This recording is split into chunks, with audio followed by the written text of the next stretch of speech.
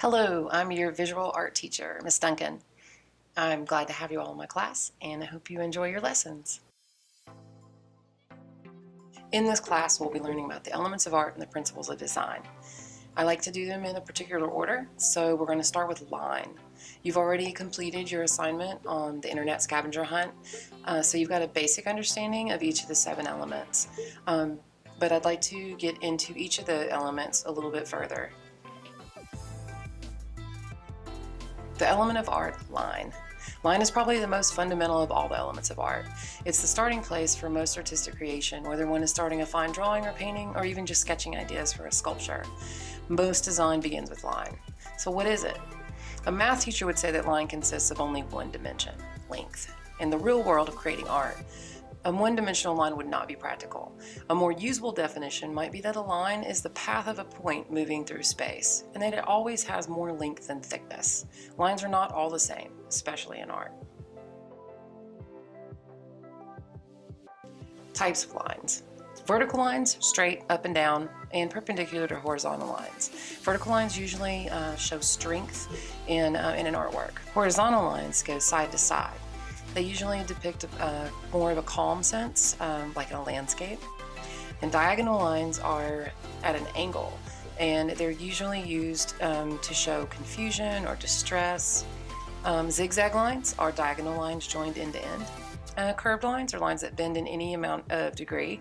You can also find implied lines in artworks. And implied lines are where you haven't actually drawn a line, but your eye sees a line.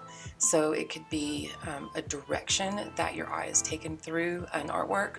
It can be the edge of a shadow that becomes a line. It can be differences in contrast. It could be rows of objects that lead your viewer in a certain direction. Variations of lines. Lines come in many varieties.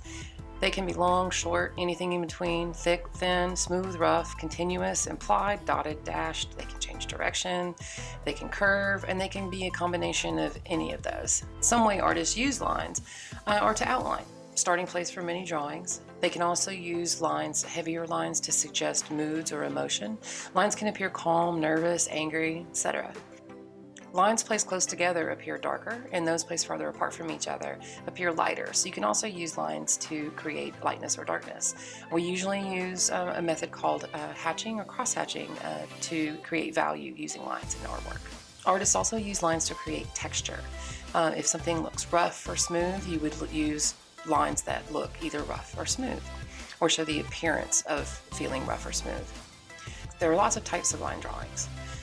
Using hatching or cross-hatching is usually used in pen and ink methods, but hatched lines are parallel lines, and cross-hatched lines are sets of parallel lines that intersect, and they're usually used to show value in an ink drawing, like a black and white drawing.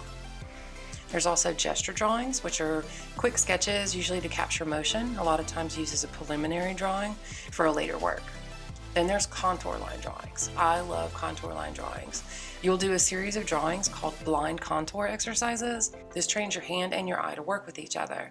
Artists make the mistake of looking too much at their drawing and not enough at the object that they're drawing. So if you can teach yourself to look at the object at least as much as you look at your paper, your drawings will be much more realistic.